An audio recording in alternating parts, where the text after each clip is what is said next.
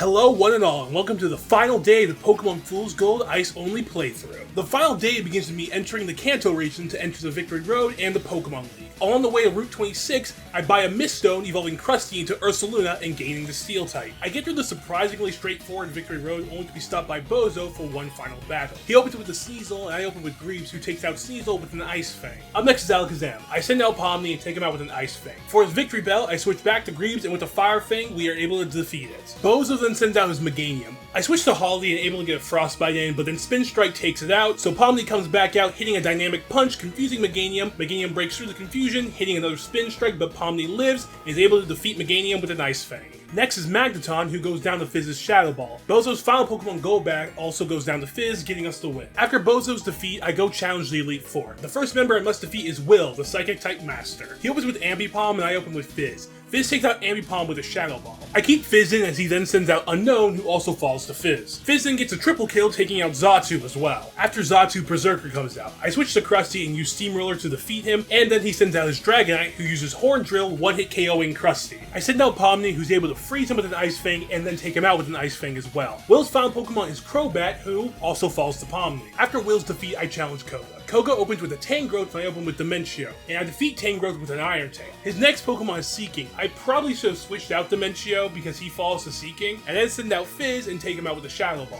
Next up is Magcargo. He hits Fizz with a Fire Blast, but Fizz lives it, taking out Magcargo with an Ice Shard. After Magcargo is Magmortar. He tries to Toxic Greaves, but for some reason it doesn't work, and Greaves takes him out with an Ice Fang. He then sends out a Heracross, who very quickly falls to Greaves, and his final Pokemon Blissey also falls to Greaves, the Slayer of Pokemon. After Koga, we go and challenge Brito, who in theory should have been the scariest member we faced today. He opens with a Jumpluff of all things, and it goes down to one Ice Fang. Up next is Mr. Rhyme, who also is weak to ice and quickly gets taken out by Pomni. Up next are Poliwrath and Politoed, both who fall to an Ice Fang just from Greaves rather than Pomni this time. At this point, you've probably realized that there's something weird going on with Brito's typing, and that's because he actually utilizes the Ground type in Fool's Gold rather than the Fighting type. So the man who's no longer the scariest member of the Elite Four sends out his Togekiss, and the second I say he's not the scariest, he gets one over on me by taking out Greaves with Terra Blast. But it takes itself out with Recoil, so you know, you win some, you lose some. His final Pokemon is Steelix. I send out Holly, who gets some great damage in but misses the Frostbite that would have taken him out and falls to a Poison Tail. I then send out Krusty, taking out Steelix and getting the win. The final Elite Four member we face is Carriage. She opens with an Electivire and I open with Pomni, taking out Electivire with a Dynamic Punch. Pomni stays in but falls to a Sand Slash, so I send out Krusty and Steamroller it. Up next is Lantern, who kept using Attract on all of my guys, so I send out my only living girl, Dimentio, but she wasn't able to do much before going down.